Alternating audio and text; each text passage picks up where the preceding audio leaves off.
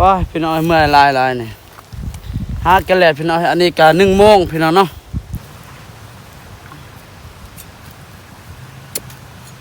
เอาใหญ่เป็นมีเลยกะอันนี้พี่น้อยปลูกแล้วมันง่ายพี่น้อง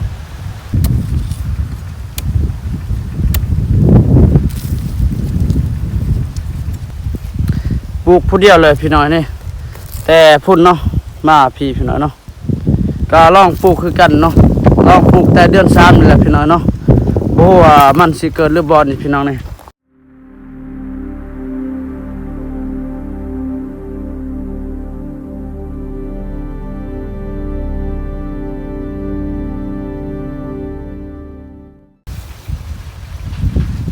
เอากับทักทายสบายดี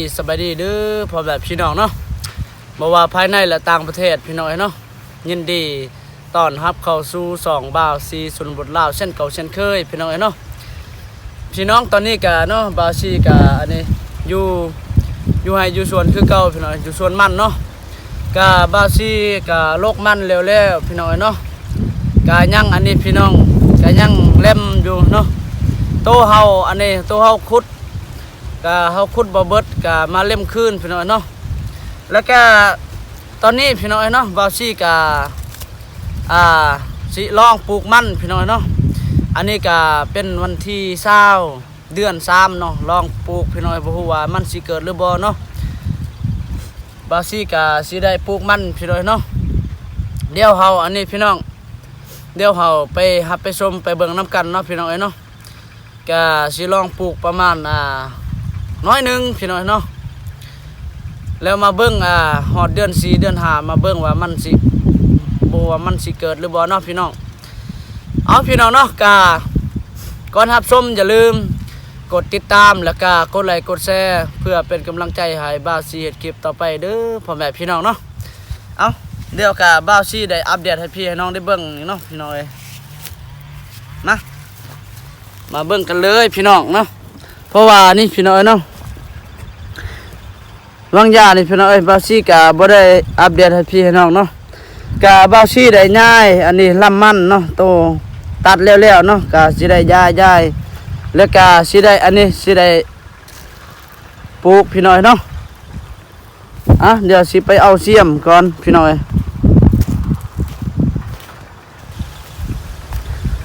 ตัวนี้เฮาย้ายวางยาพี่น้อยเนาะประมาณอันนี้บ่าว4ก็ใส่คูซี่นี่แหละประมาณ2คูนี่แหละพี่น้อยนี่เดี๋ยวเฮามาชมมาเบิ่งน้ำกันพี่น้อยเนาะมาเบิ่งอันนี้ถ้าฮอดเดือนอันนี้พี่น้อยเดือน4เนาะบ่ฮู้ว่ามันสิเกิดหรือบ่นี่เดี๋ยวก็บ่าว4ได้อัปเดต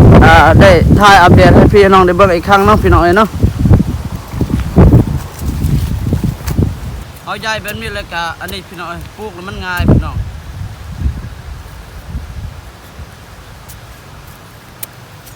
ย้ายอันนี้เนาะมาย้ายก้อนแล้วก็มาปลูกพี่น้อยเนาะมันสบายโอ้ยมื้อนี้ลมพัดแห้งพี่น้องเอ้ยได้ยินข่าวนะเพราะว่าอันนี้ลมพายุพี่น้อง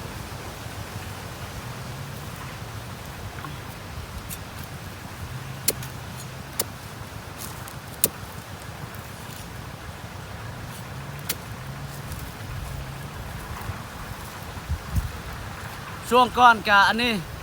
อาทิตย์ก่อนกับฝนตกพี่น้อย3-4 เทื่อแล้วฝนตกเนาะพอดีก็เลยบ่าว4อันนี้ลองอันนี้ปลูกมันเนาะหวังว่ามันสิเกิดพี่น้อยเนาะ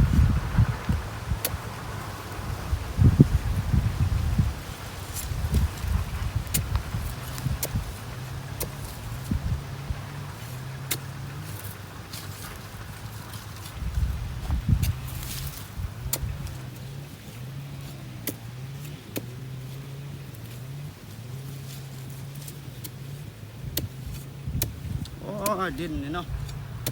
ดินแข็งอยู่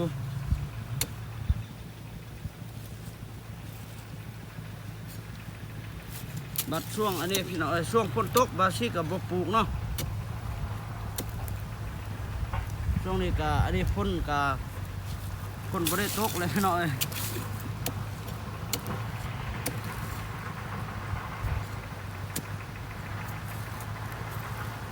พ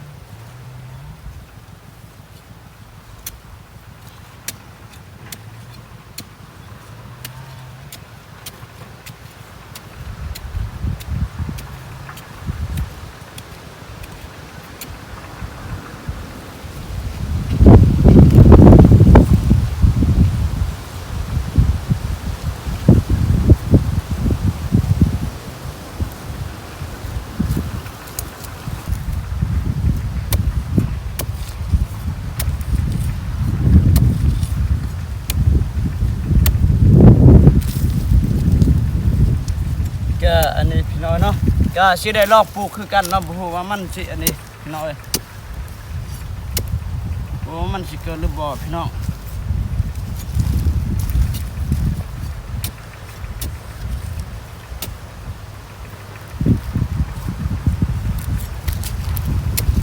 นี่ห่างมีที่นี่แหละปลูก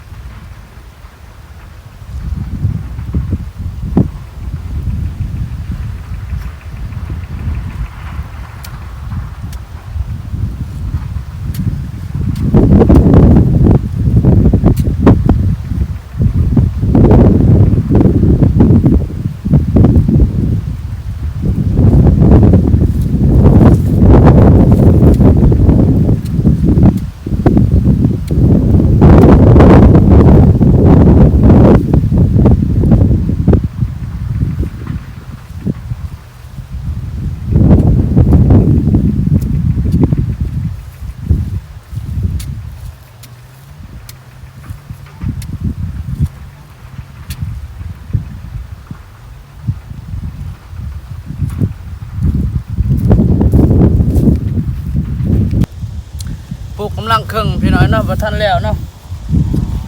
ก็ยังอันนี้ยังหน่อยเดียวเนาะก็แล้วพี่น้อยเนาะปลูกกำลังครึ่งนึงแหละว้ายบ่ไหวแดดแห้งพี่น้อยเนาะเอาพี่น้องเนาะก็สิได้อันนี้หยุดคลิปไปก่อนเนาะพี่น้องเดี๋ยวสิอันนี้บาซี่ก็สิได้อัปเดตใหม่ให้พี่น้องได้เบิ่งเนาะตอนมันแล้วพี่น้องเนาะเอานี่พี่น้องเนาะก็บาซี่ก็สิได้อันนี้เปิดคลิปใหม่พี่น้องเนาะว้าพี่น้องเมื่อยหลายๆนี่หากันแล้วพี่น้องอันนี้ก็ 1:00 นพี่น้องเนาะนี่มาเบิ่งเด้อ ลูกผู้เดียวเลยพี่น้อยนี่แต่พุ่นเนาะมาพี่น้อยเนาะพุ่นนะก็ลองปลูกคือกันเนาะลองปลูกแต่เดือน3นี่แหละพี่น้อยเนาะบ่ฮู้ว่ามันสิเกิดหรือบ่นี่พี่น้องนี่พี่น้อยเนาะปลูกแต่เช้าแล้วพี่น้องเนาะหาก็ได้สำนี้เนาะเพราะว่าบ่าวซี่กะอันนี้พี่น้อยบ่าวซี่กะลองปลูกคือกันเนาะบ่ฮู้ว่ามันสิเกิดหรือบ่พี่น้อยมันแดดแห้งแล้วพี่น้องเนาะ3 มื้อแล้วอันนี้ลมแห้งพี่น้องทางบ้านเฮานี่พี่น้อย